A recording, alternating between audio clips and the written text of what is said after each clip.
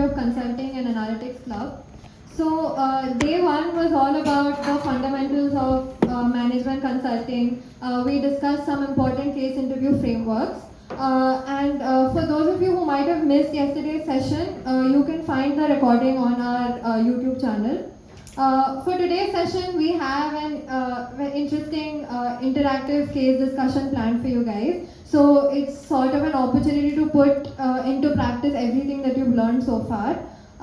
For the case discussion, we have Tanvi Shahani, who was the ex-consulting head of our club. Without taking any more time, let's just dive into the case. As usual, I request all of you guys to be interactive. Feel free to pitch any of your ideas, thoughts, and ask any doubts at any time during the session. I'd like to invite Tanvi ji.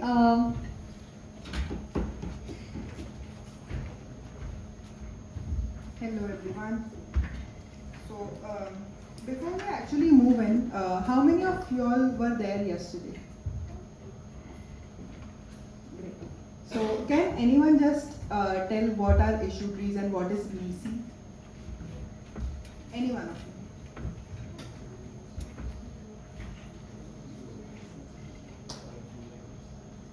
Anyone? Just what exactly is BC?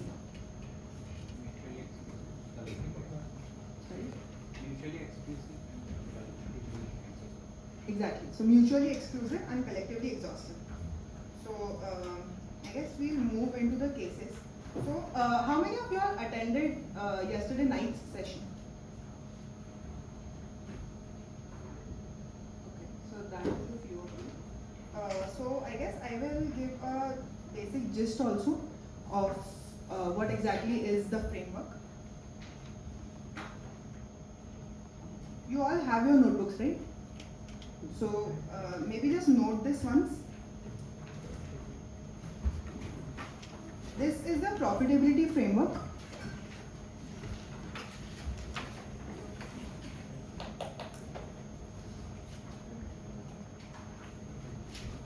So this is the profitability framework. So as we know that profits are a function of revenues and costs. So profit is revenue minus cost.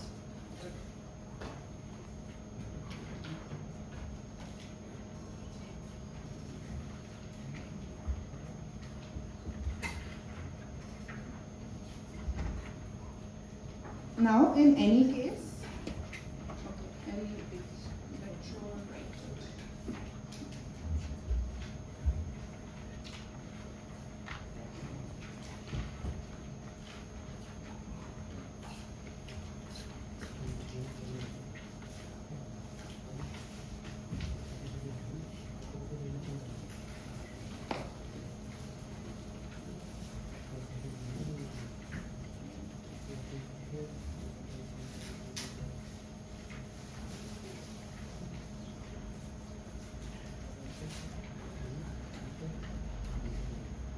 this framework would be very helpful if we are solving profitability problems, which is nearly 80% of the case interview problems.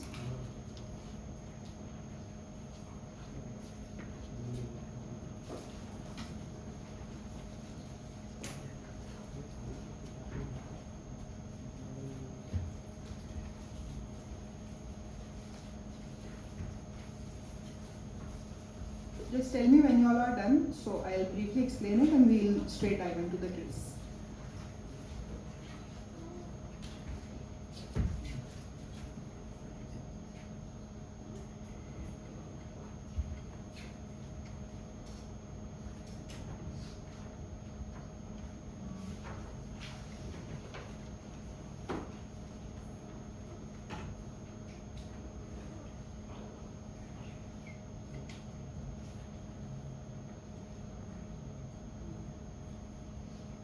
So can we begin? So let's say if we have a problem that any specific store or any specific company is facing a profit loss. So the loss in profit could be because of two reasons. Either the cost has increased here or the profits would have decreased. As in the revenues would have decreased. It could be a combination of both also. So let's say if we begin with the revenues only. So how exactly can revenues decrease? there are two possibilities. Either the volume itself has decreased or the price per unit has decreased. Alright. Now let's say if the volume has decreased, again that could be because of two major buckets, which is either the demand has decreased or the supply has decreased. Now when I say the demand has decreased, so I include cases like, let's say the need of the product itself has decreased. So for example, if all of a sudden we saw that the keypad phones are not really required as much. So the decline in those profits would be because people do not need those phones as much. Another thing could be there are substitute products available for that in the market. And the next thing could be there is a presence of competitors. Alright, so let's say if when Jio came into picture and we saw that Airtel would have lost a lot of profit, so that is because the competitors have started gaining a lot more profits. Now another reason could be that the supply has decreased. Now in supply also you have to consider in factors like if there is a bottleneck situation. So bottleneck situation means that the company itself is not able to produce as much or distribute as much products as they were able to do before. Another thing could be capacity utilization. So if you know that in case of any machinery, let's say if the machinery is utilized only till 50% of its capacity, so we are losing out on the rest 50%. Then there could be government or any other, let's say, legislative reasons. Let's say the government has introduced some law or any new policy change, so something like that. And let's say if the problem does not fit into all this, so we can do a value chain analysis or let's say plotting out the consumer journey. Alright, so that should help. Now, if the costs have increased, so costs can increase because of two major costs, which is fixed costs and variable costs. So the fixed costs are the costs which remain same regardless of whatever the output is. So it could include things like lease, rent, insurance, salaries. So that does not, like the output does not really depend, right? Another thing would be variable costs, which depends on the amount of output produced. For example, the commission we are providing to labor, or let's say the raw materials and things like that. In variable costs also, if at all we are stuck, so we can do the entire value chain analysis of how exactly does it work, and accordingly we can figure out at which step are we facing the problem. For example, it could be packaging, or it could be distribution, or the production itself. So things like that.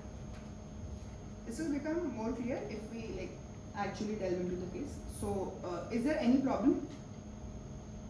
Any difficulty in understanding any concept as of now? Substitute and competitors, just repeat that again. Yeah, so competitors could be like there are different competitors which are giving a similar product. Substitute could be there is a new product which has completely replaced that the need for that product itself. Substitute by the same company or different? Any of them could be the case.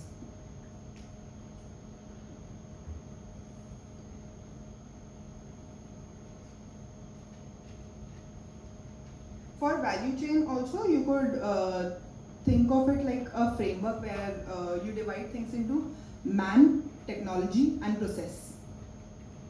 Alright? These things will make sense when we actually start solving the case. Anything else in the basic structure?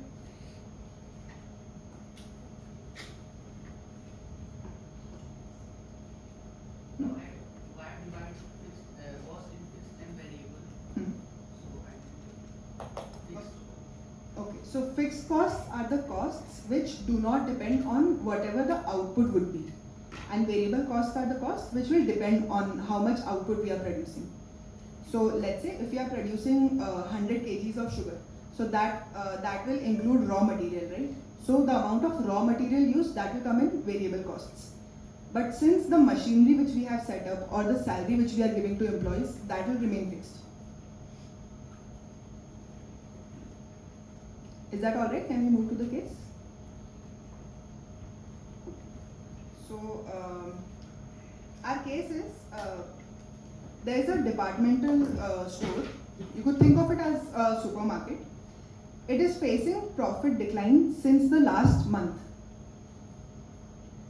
Alright, I would want you all able to write this maybe so that it is helpful.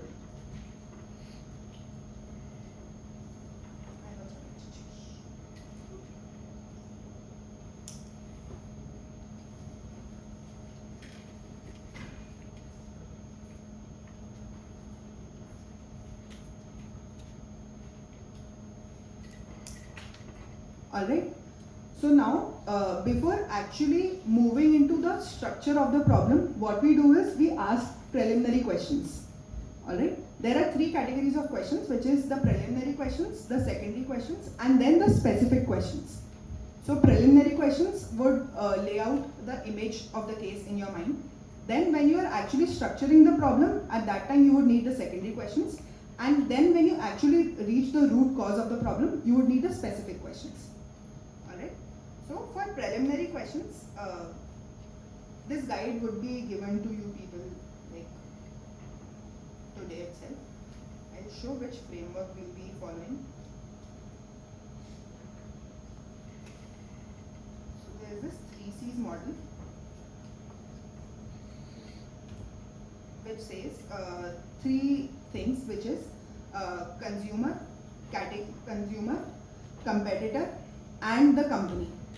Alright, so for preliminary questions, what we'll do, first we'll clarify what exactly the question is. So things like, is the do we have any numbers for how much the loss is, or the time frame of since when have we been facing the losses. Then we would ask the 3C's, and then we would come to the product. Alright.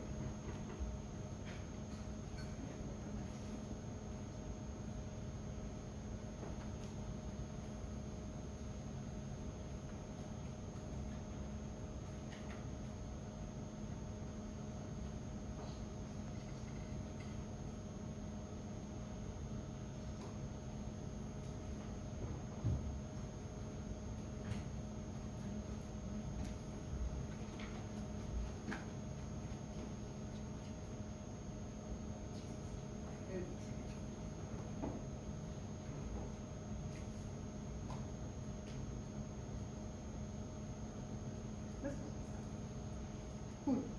So for company, like for question, I explained, like we ask if the loss or the profit also, that is quantifiable, and then the time frame. For company, we ask questions like what is exactly the geography, where exactly do we lie in the value chain, what channels are there, what revenue streams are there. Then after company, there's competitors. So here we can ask questions like, is the problem specific to our client, or is the problem an industry specific problem? And if that means like, are we the only ones who have faced the problems, or everyone else has also faced the problem? And then there would be customers. So here you have to understand what exactly is our target audience, and has the loss been uniform across all types of consumers or a specific category of consumers. And then in the product mix, you can understand like what kind of products do we sell, what exactly is our USP, and is the loss similar across all products, or is it for only one product, things like that. So we know that there is a departmental store which has seen a decline in profits. So you guys can start with the preliminary questions now. I'll give answers.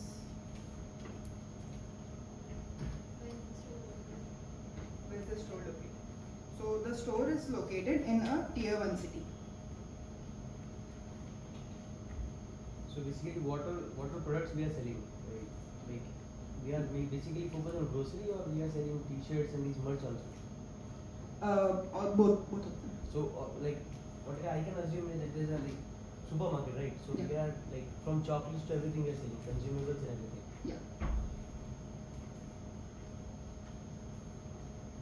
Are there any categories which you would want to list? So first, do we have any data of the decline in the profits?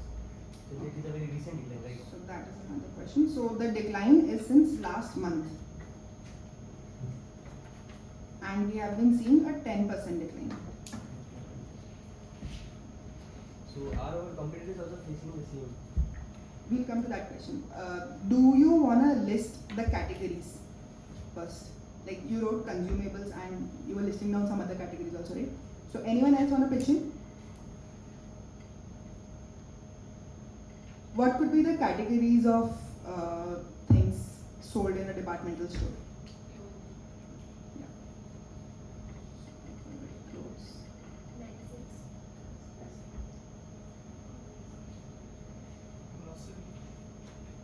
Alright. Groceries. Sorry? Stationery. Stationery. Electronics and appliances. We do not sell them. We do not sell them. Matlab, it can come. So see, here we can see a little overlap, alright? So if you like take all of them medicines or personal care items or cosmetics in same category. So one category is this, another category is clothes. In consumables, what and all would be included? Footwears we can add. Sorry. Fruits and drinks. So, okay, beverages could be. So I just remove the consumables category first. Remove beverages. Alright.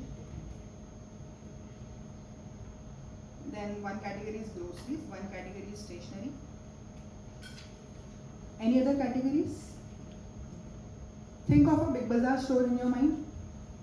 Footwears. No, we do not sell appliances. Footwears we can add. Footwears. Footwears. Food. Footwears. Acha, footwears. Okay, no, we don't.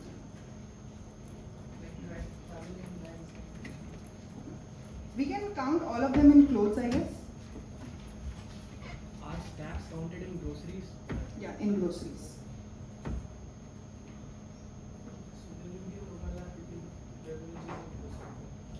Yeah. So, do you think we should take dairy as another category?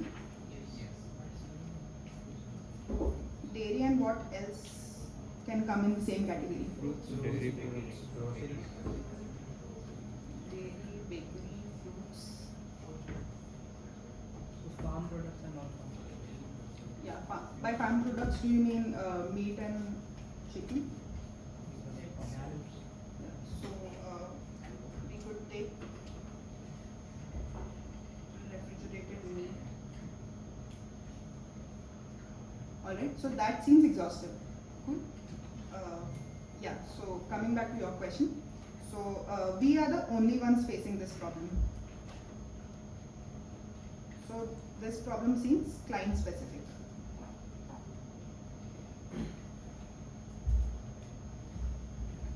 Is there any specific category which we are facing also? Yeah, there are a few categories where we are facing the problems here. We can come back to that when we actually structure the problem. But first, can you please tell us the customer segmentation? Yeah, how many, like, where it is based and like how many will come of which segment? Okay, so there is no specific number as to that. So you can just assume it to be a normal departmental store where all kind of consumers come. Are we seeing loss from a particular category of consumers or all the consumers in general? All consumers, that's uniform.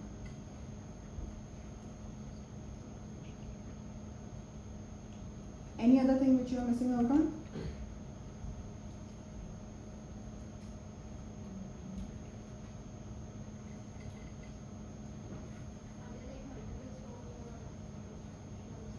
So we have like 20 stores, but we have been facing the problem in one store itself.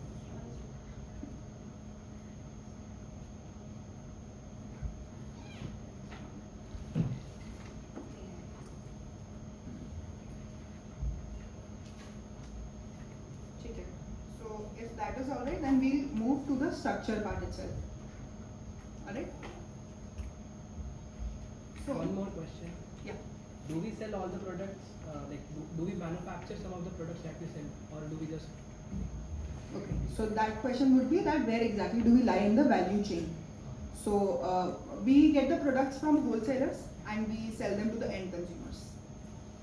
We do not manufacture any products. Alright, so as we saw the structure there, so it can be divided as profits will be a function of revenues and costs. Anyone suggesting like how exactly should we move forward?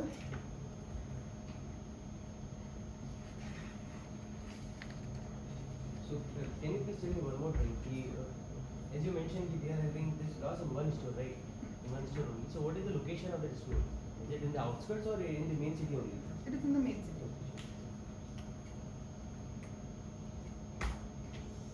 How long has the store been functioning? You could say it is a pretty established store. Okay.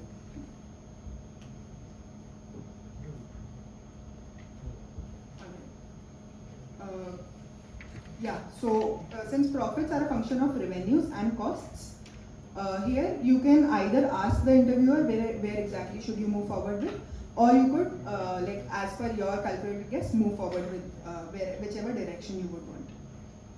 So, if I am the client, so there has been a significant loss in in the revenues, and the costs have also increased a bit. But I would rather suggest that you can move with the revenue side first. So, what exactly is the revenue function of? Anyone? Yeah. So, volume and price. Now, the price of all the products more or less has remained constant. So you can cut that out. The volume although has decreased. Alright. So again, now volume is a function of what all factors?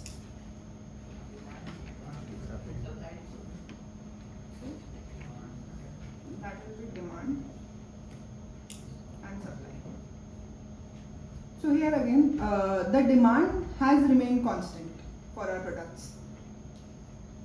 There has been some issue with the supply. Now, would anyone like to take the lead? You just have to keep asking questions so that you'll understand where exactly the problem is.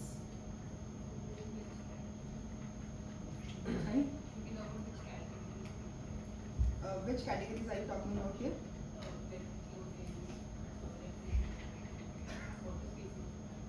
Okay, so if we see, then the problem is mostly with things like beverages, dairy items, and exotic fruits.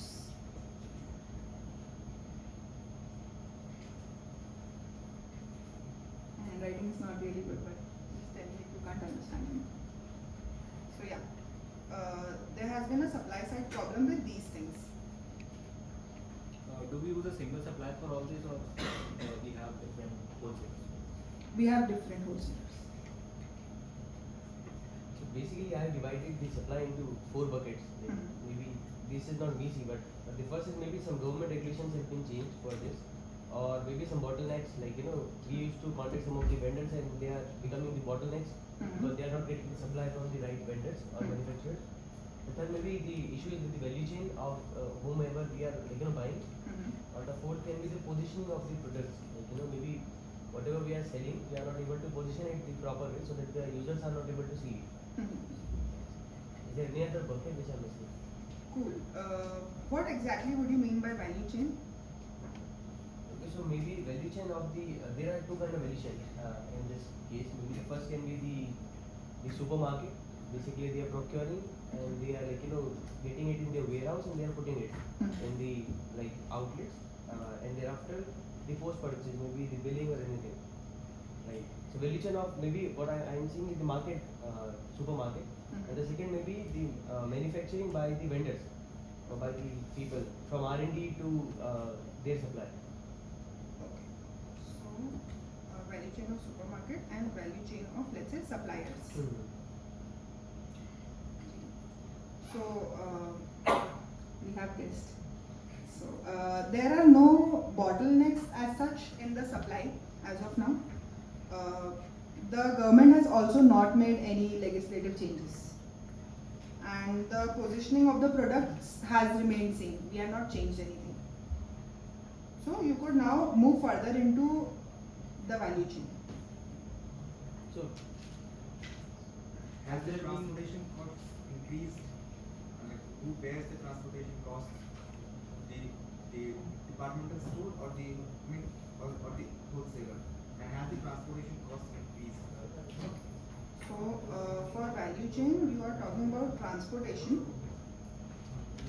So that cost has more or less remained, like in transportation cost also. So let's say if we bear that cost, so what, how exactly do you calculate the transportation cost? I can say average, per unit, average price of transportation multiplied by volume. Okay, so you would say, let's say cost of fuel per liter and then into volume. Is that right? No?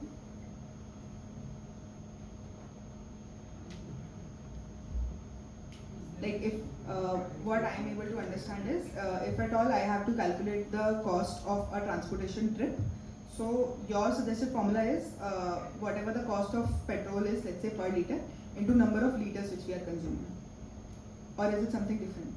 I said, do we have the average, suppose average transportation cost of per unit of a product multiplied by total number of products that Okay. come in every single day like that. So that is let's say transportation cost per unit into number of units.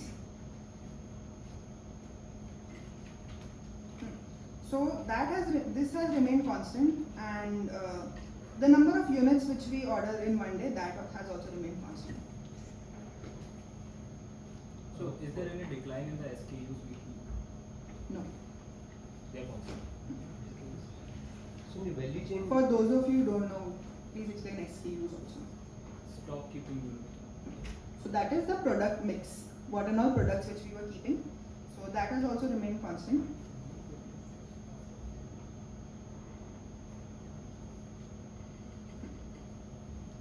In the value chain, Tanvi, as you mentioned, there is supermarket and then there is supplier.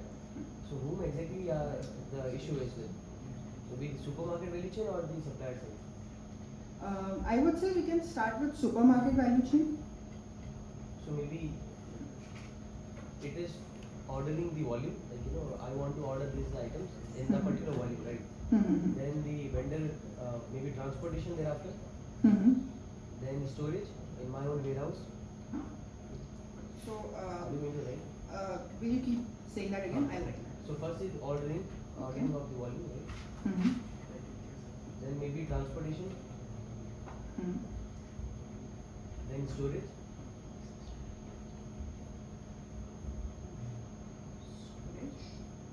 Thereafter positioning of the product in our supermarket. Position, thereafter sales or maybe billing. Mhm.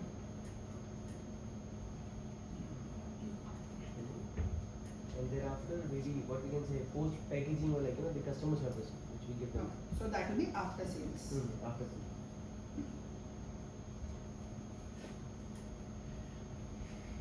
Alright, so here we have the complete, let's say, value chain, or let's say if we take supermarket as our customer, so the journey.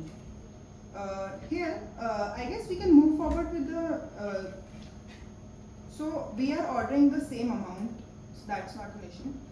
The transportation is also not an issue because no increased costs there. Storage could be one issue, so would you like to move forward with that? Okay, so in storage, we are including factors like inventory. Inventory, like what do you mean by inventory? The inventory management system. So for those of you who do not know, inventory management system is just a way to keep track of what and all items do we have and what items are going, what items are coming in. That.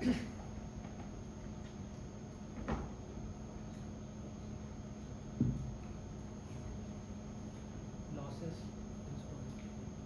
Wastage. Waste.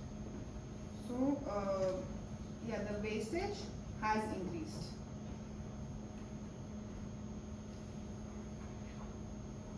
So as you mentioned, we are facing this losses because of beverages, dairy item and exotic fruit.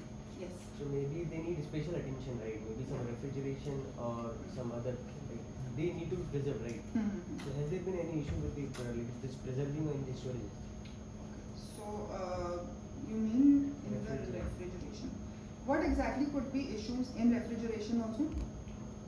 Maybe maybe the machines are old, maybe the electricity cost is increased, or maybe the volume is wherever we are putting our items, maybe the volume, they are not able to sustain the amount of volume which we are putting in it.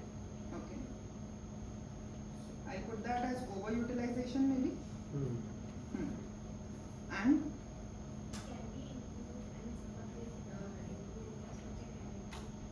yeah, that would have been great. Like if we started with infrastructure category itself. But yeah, now that we are here, what else could be the problems with refrigeration also? Climate factor. Yeah, we could take that into consideration.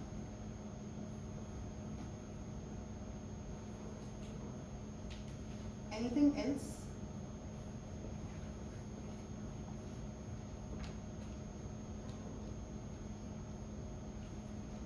Maybe sudden power cuts. That will come in electricity costs, I guess. So that will be maintenance.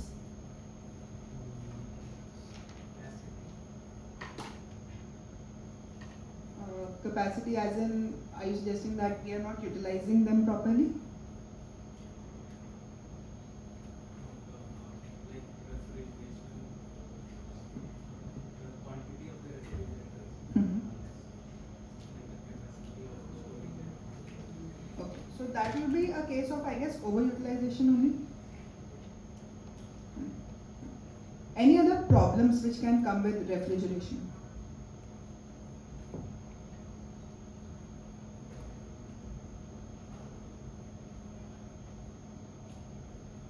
Think of refrigerators at your home maybe. How frequently do we refill the stocks? One second. Sorry? Proper handling of items. As in? Handling of items operational. So that could be an issue at the end of staff.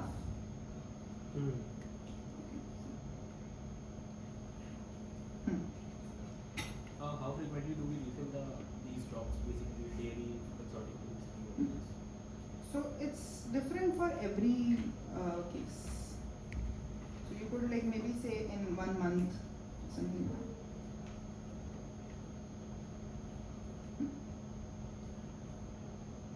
Any other problem with refrigeration which you can think of?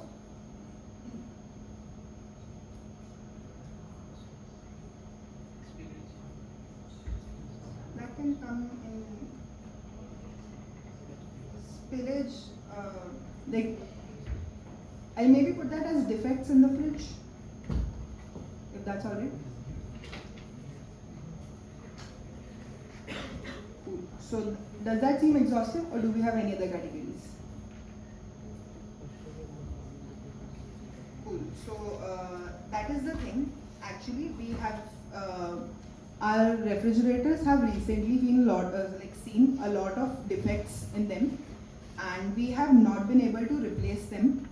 Because of which, since all the goods which I told before, they are perishable more or less.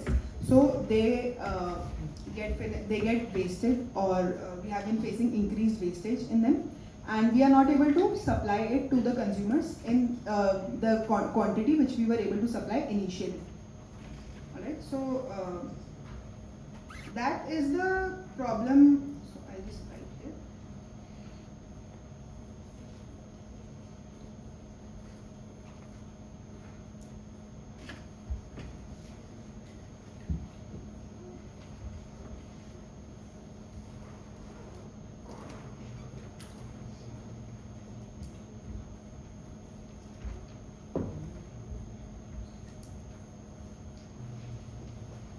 Yeah, so that is now the problem with the revenues part. Do we have an obvious reason as to why the costs would have increased now? Sorry?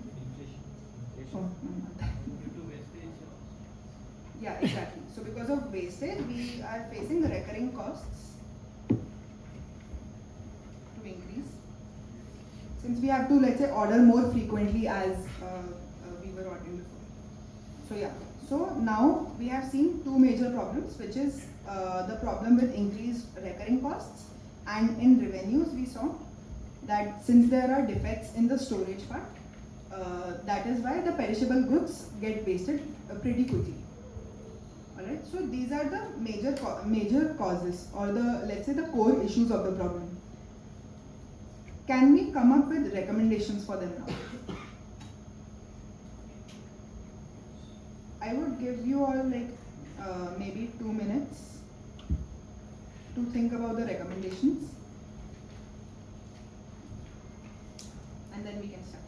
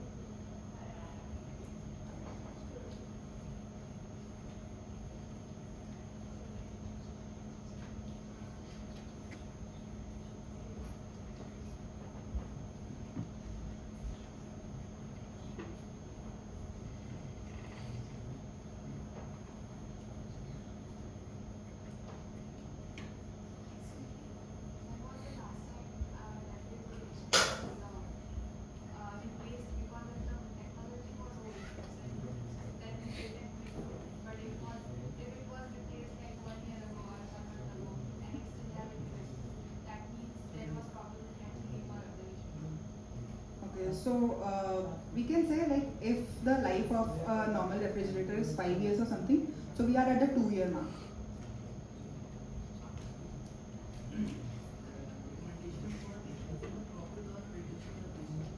Both of them.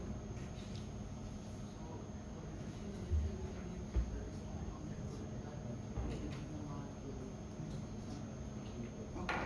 So, we all are done with the recommendations part, right? You can come here. Cool. So one recommendation which you are suggesting is, let's say for wastage cost, we can give sales or discounts.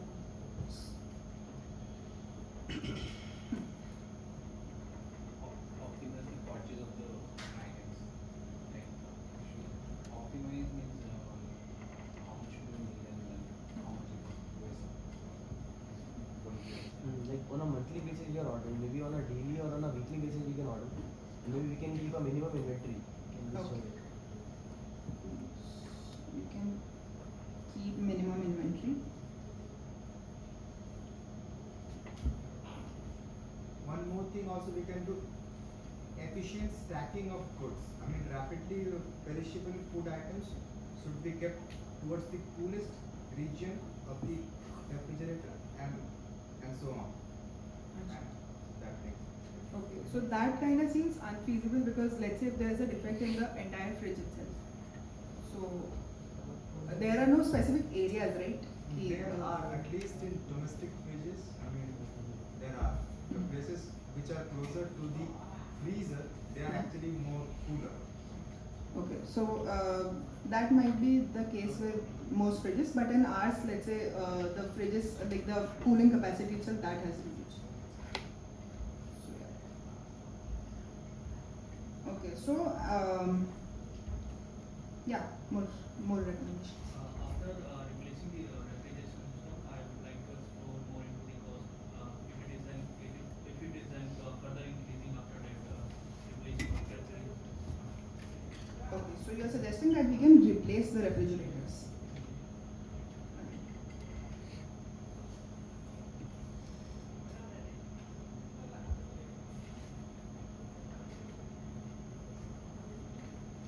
Alright. Also maybe instead of like replacing, maybe we can take it for rental also for the time being. Rental. Yeah.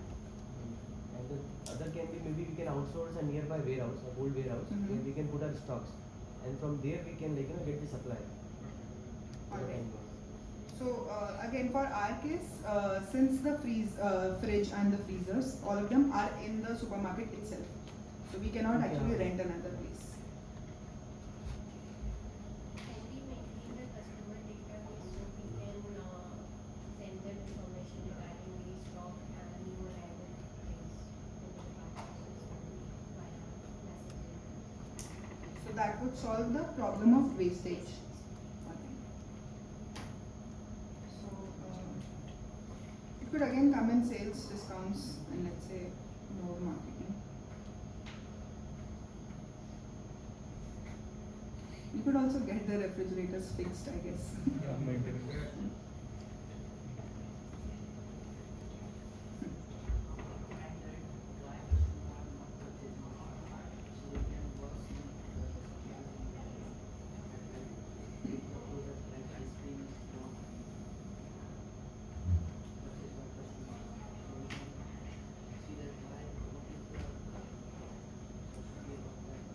Okay, so the thing is, the demand of the products that has remained constant only. We are not able to supply the products.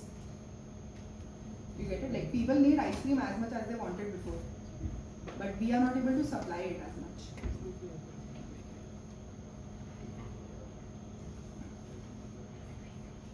Any other recommendations? If we have regular customers who live nearby, we can actually home deliver them goods as soon as they arrive to our store, so as to we do not have to store them. Okay, cool. So let's say the problem of inventory can be solved with home delivery channels.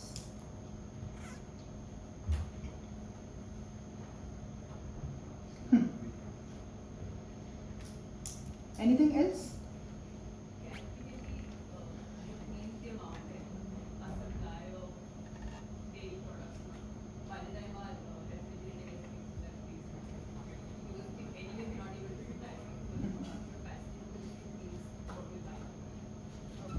Yeah, that could be a solution.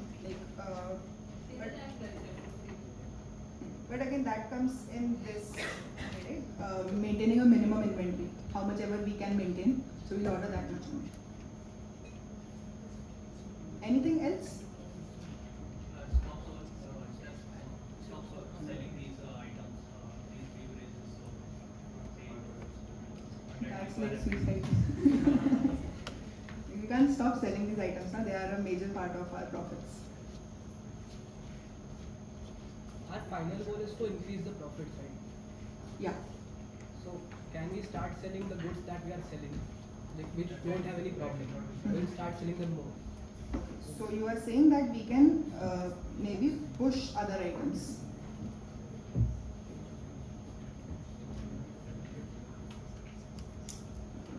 Alright. Anything like, do you think we can move it to online channels also? That can be one thing. Okay. Online. by online do you mean advanced booking as well?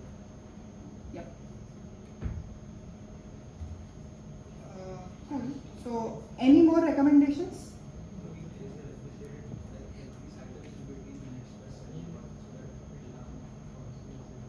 Okay, yeah, that will be a great idea. So,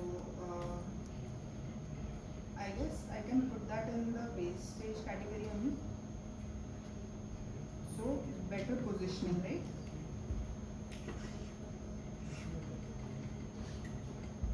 Hmm. Uh, is that all? Or any more recommendations? By online selling, do we mean they are directly supplying from the wholesaler to consumer? What do you think we should do? That's because we don't have any inventory. We should do that. Okay. Yeah, we could do that. And we can put a commission of ours for managing that. Yeah. Cool. So what exactly is preferred in such cases is like while you are giving the recommendations, you should have structure. Alright. So the easiest structure in our case could be if we can, let's say, divide them as long-term goals and short-term goals. Alright. So we'll come to each recommendation and you all can tell me if it is a long-term goal or a short-term goal. Alright.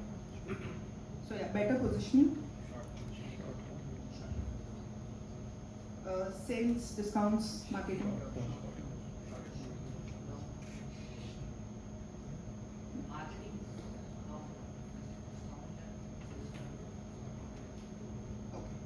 cool.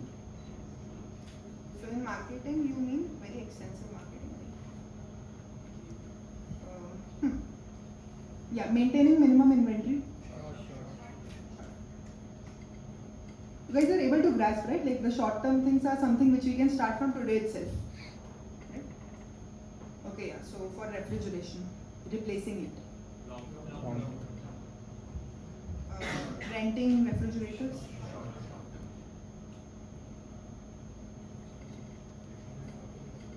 What was fixed? Maintenance. Okay, I'm getting it. So that is again a short term thing. So for inventory, introducing home delivery channels. It could be a short term thing also depending on how exactly does it function. So see, here's the thing. In the beginning, in the preliminary questions itself, you all were supposed to ask how exactly do our revenue channels function? Or how exactly do we distribute the products? Like, is it only in store or do we have other online channels also? Alright. Now, on making it online or bringing in apps. Pushing other items. Cool. So you get it right. While you are suggesting the recommendations, you will make it as these are the short-term recommendations and these are the long-term recommendations. Alright. So, is there anyone who would want to volunteer to summarize the case? We'll get a guide.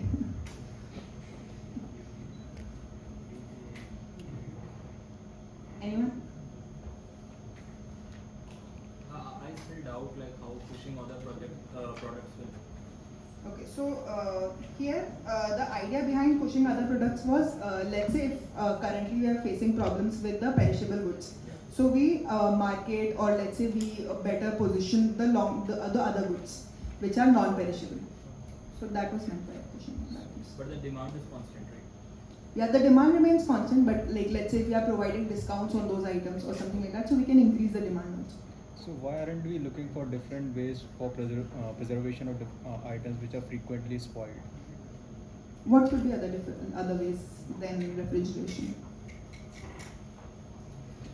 They can be very.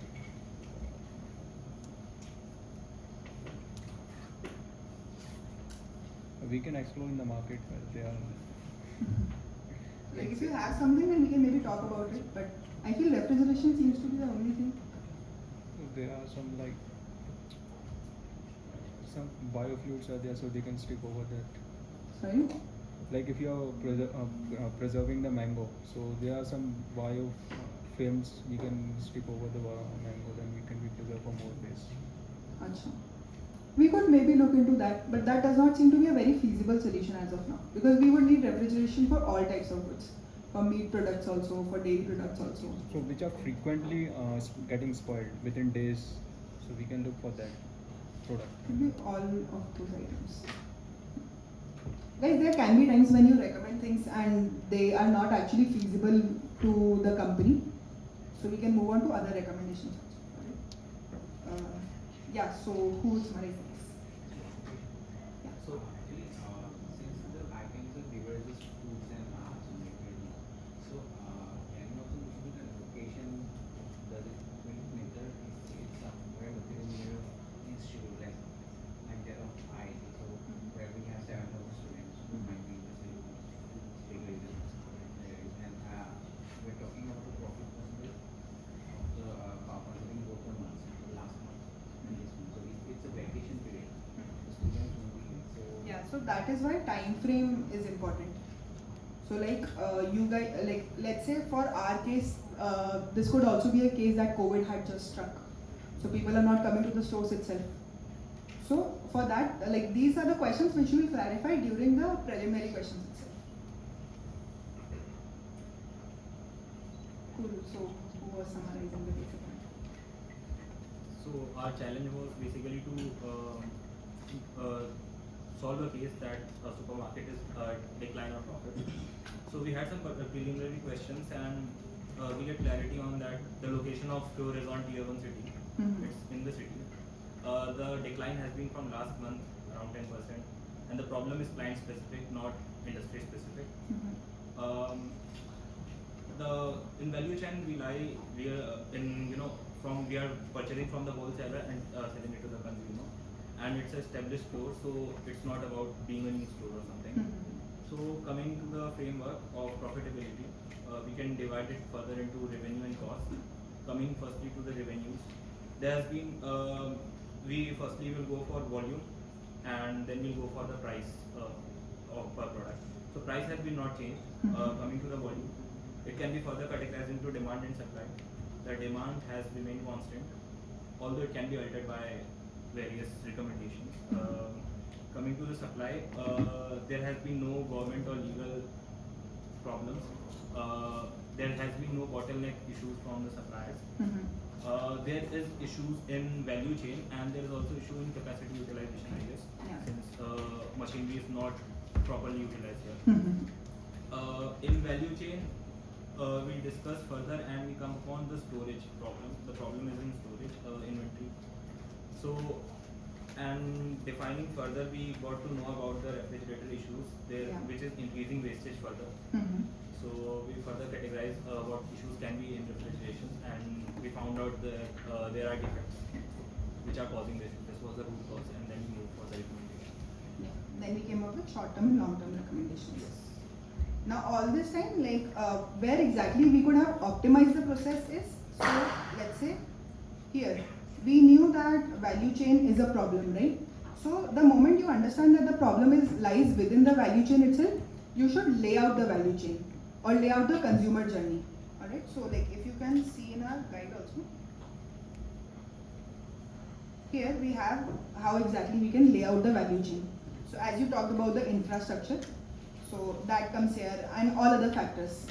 Alright, so according to the industry itself, you can see what exactly would be the consumer journey, how exactly would the value chain look like for that specific product. So let's say if there was a problem with a restaurant, so in that we could have gone for a classification like pre, post and during. So if the person has not even come to the restaurant, then we could list out problems like what exactly are the problems with the brand perception of that restaurant, or how exactly is it marketed, or where is the location of that restaurant. Then during it, we would have seen other things like how exactly is the ambience, how does the restaurant look, what is the layout inside, and what are the problems people are facing. Like there could be problems with the taste or with let's say the SKUs as you suggested. So we can list all those problems, and then there would be post. So that would count things like after sales, or how exactly is the feedback of the product. So every time if we go for a structured approach, as we discussed yesterday, like we need to make NISI buckets, and then we can dive in further. So here, as we knew that the problem lied with the value chain itself, so we could have gone straight for the value chain here. So that would have optimized our time. Now again for storage also, this seemed good. In refrigeration, while solving itself, we tried to maintain it as NISI as possible. So So you have to take that into consideration. And then recommendations. So yeah, we can divide the recommendations as short term and long term. Are there any other doubts with the case? Or let's say with the approach?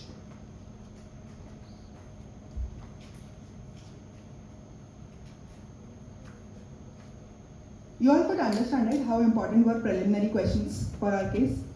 Because they lay out a very good image or very good structure of how exactly you should move forward with.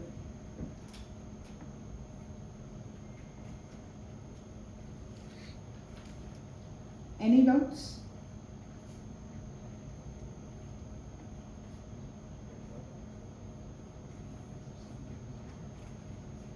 Cool. So we move to the launch of the consulting guide.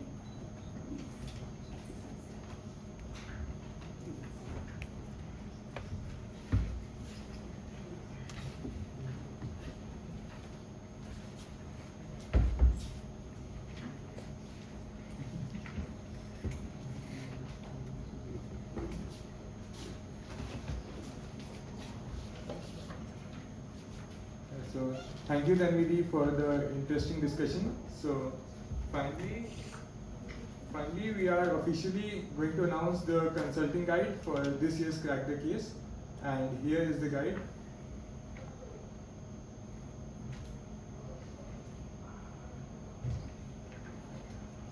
So this year's consulting guide is a comprehensive collection of various concepts, frameworks, tools, and other consulting concepts, and it aims to help the people who are preparing for the consulting interviews to ace those interviews, and it also introduces the concepts very easily and in a very interesting way to the people who are just beginning to get into this field and are beginning the journey as consultants. So this year we have also covered a lot of case discussions, and we also have some case transcripts to tell you how exactly the interview goes on. And finally, we also would like to thank CV Sastri sir for coming here for the release of the guide, and we would like to felicitate him and ask him to say a few words. Thank you, sir.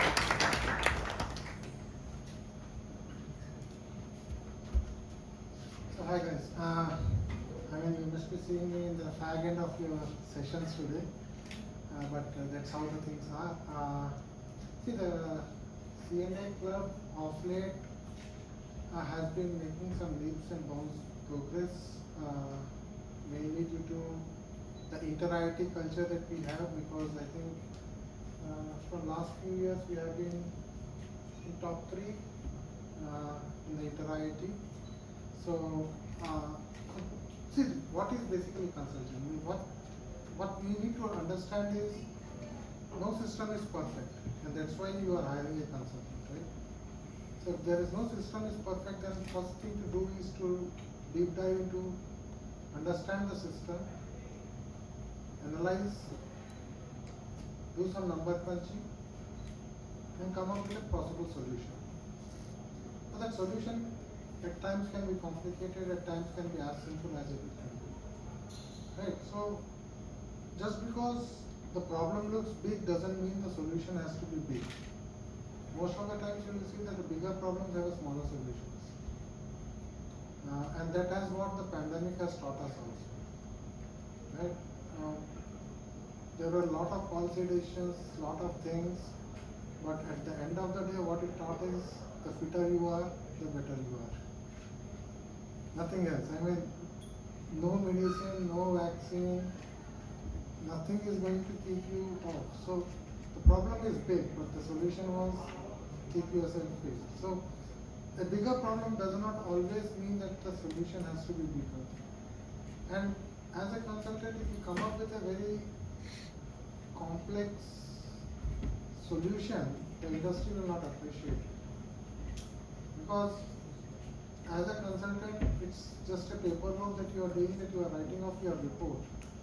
But if you go to the industry front and try to implement that report, the amount of money that the industry has to put in may not be economically viable. Right, so what I want is whenever you're coming up in all these case study discussions that you had over last 2 days, and many speakers have given talk about what to be done, the final point that you need to understand is the economics of it, the cost factor.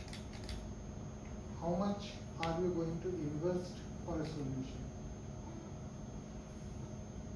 If the investment is more than the returns, then no industry is going to appreciate it. Be it banking, be it retail, be it even the core engineering.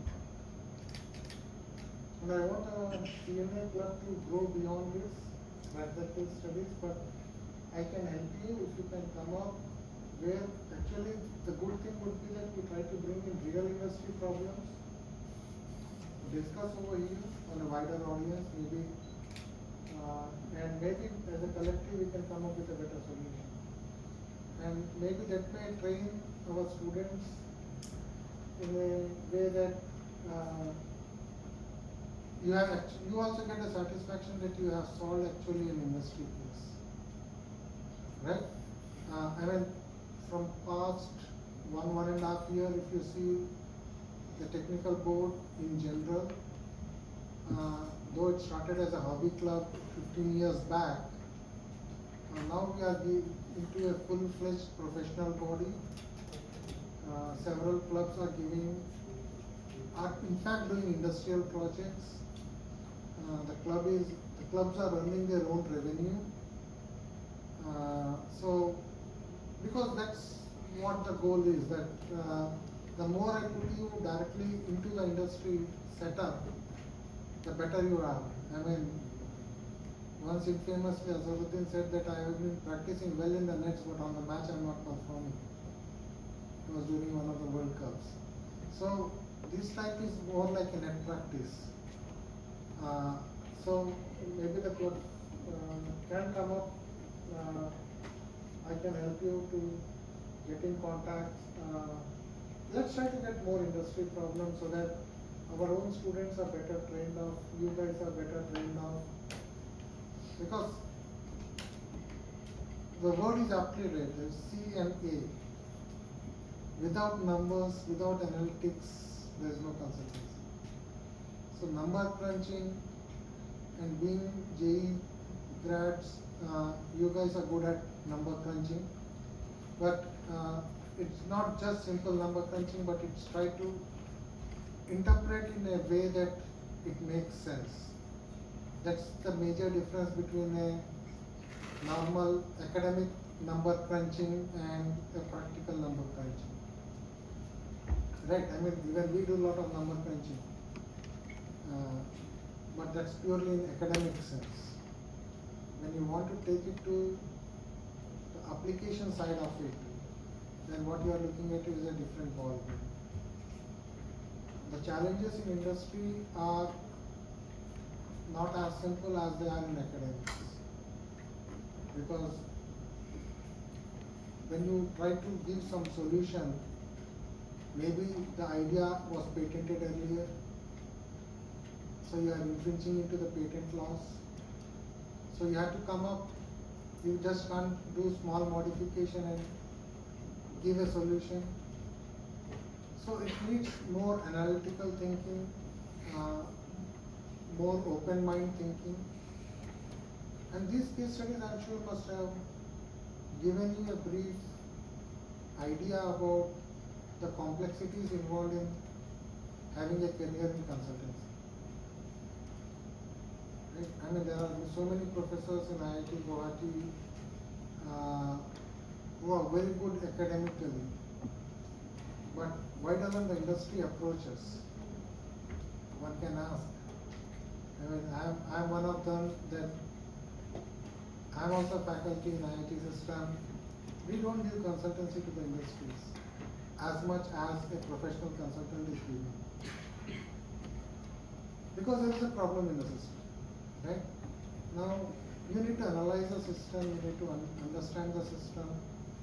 You can't be radical in your thought process, but at the same time come with a out of the box ideas. So it's a very challenging career option to opt for.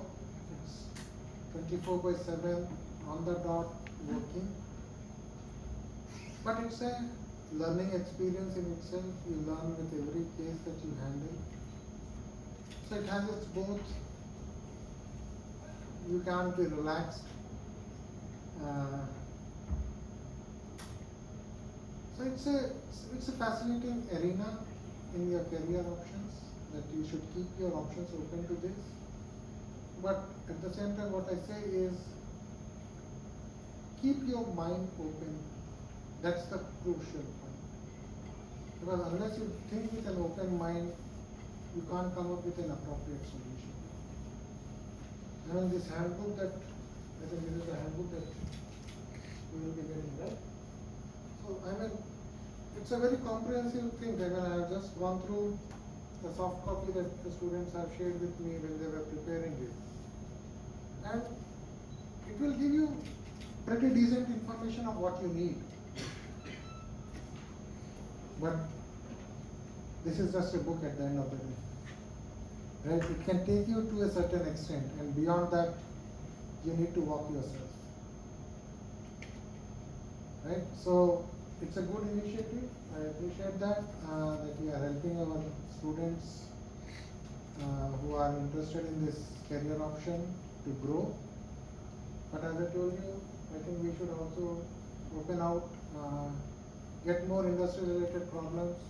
Because I'm sure, because if the industry hires a consultant, it needs to pay some money. Maybe we are doing it for 1/10 the cost that a consultant needs. And instead of one consultant, maybe we have so many people coming up with different ideas, and actually we can give a better integrated solution than a professional person can do. So yeah, I mean, it's good. Keep working hard, and I mean, the club will be there to support you at any point of time that you need. During your placement, interns. I think all are 3 or 4th years, right? Any 3rd year rights here? Club members. I think they are club members. I mean, I don't include them. But yeah, I mean, then I'm sure the club can give a lending hand to them during their placement. I think it will start in a month or so. After your midsem, I think the process will start soon. That's the bad time that I have, because once the placement starts, nobody comes to the clubs. So as an administrator, I have those issues. But yeah, I mean, it's a learning curve for all. So good luck, and hope you guys get big numbers in your placements. And when you go out, I mean, try to look back and see what you learned over here, and maybe share some problem statements that you come across. I mean, that's what I've been telling the alum of the clubs also, that maybe when they are into their jobs as a consultant, they may come up with a problem. Share with us if it is not very confidential. Not all problems are confidential. So you can share with us. Maybe we can assist you in your career ahead. That will not only help you, but also help your juniors, because then we will be sharing, instead of a theoretical case study, maybe we will be sharing more practical case studies. Maybe we will not disclose our industry name, but we can just come up with the real-time problems from the industry, so that their confidentialities are protected. Think about along those lines, and I'll be there to assist you on that. Okay, good luck, and wish you all the best. Thank you.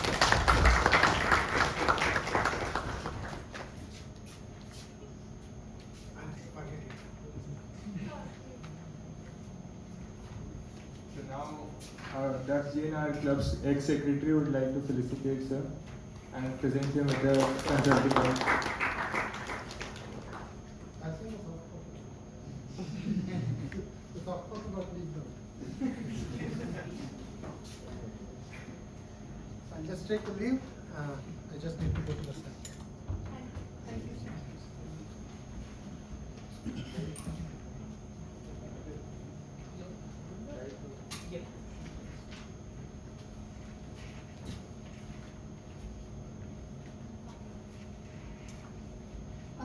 morning. So before we conclude, I'd like to take a moment and thank each and every one of you for joining us in this event. I'd like to especially thank the final year students for taking out time for this.